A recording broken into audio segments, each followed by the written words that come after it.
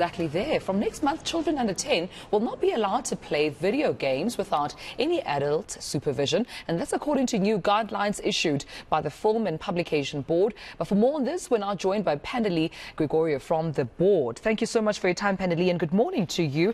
Let's talk about this, perhaps starting to, what informed this decision to have no child under 10 playing video games without adult supervision. What can you tell us about what informed this decision?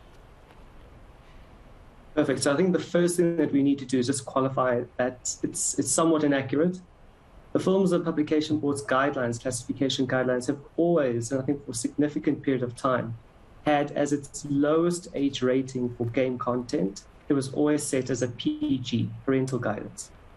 The importance of that marker is, in essence, to be able to say, especially if you think about any game that a child is going to be playing under the age of 6, and the immersive, the competitive intensity that is going to be inextricably linked to game content, it was necessary to be able to ensure that parents or guardians or whoever is taking care of a child is together with the child to be able to ensure that whatever they may be exposed to in that game content, they have that level of supervision and oversight.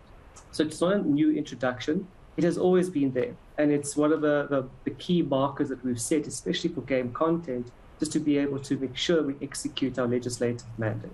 Yeah, and just in the spirit of more clarity, as you've pointed out, what video games should these be? Can it be any video game? Are there specific video games? So games that fall within the legislative scope of the Film and Publication Board.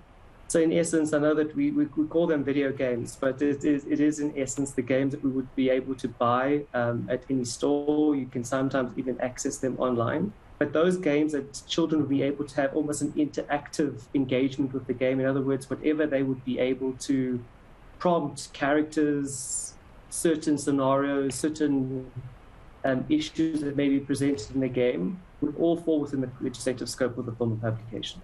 And what's the warning to parents? Should there be no adult supervision? If they're not there, they're at work, if they are in the other room and they're not necessarily monitoring what their children, under 10 specifically, are consuming online with these games, what's your warning to these parents?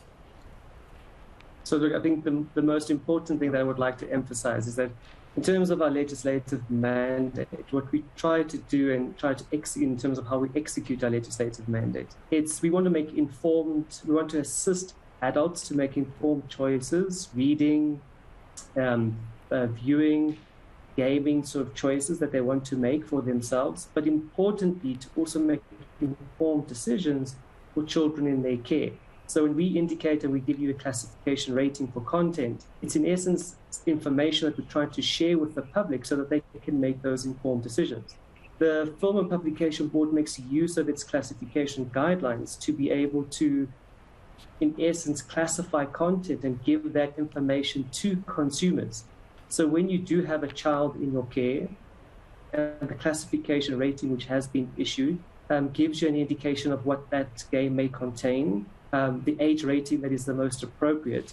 And let's say it is the one that says parental guidance is necessary, it will be important for that person to ensure that they are present with the child at the appropriate age rating to make sure that they can provide that child with the necessary assistance and guidance in terms of whatever they may be exposed when they're playing that game. So it's in fact, it's important for parents to take on that responsibility for any care of a child where that sort of age rating has been allocated, to make sure that you can then ensure that you're not going to be able to expose that child to unnecessary harm.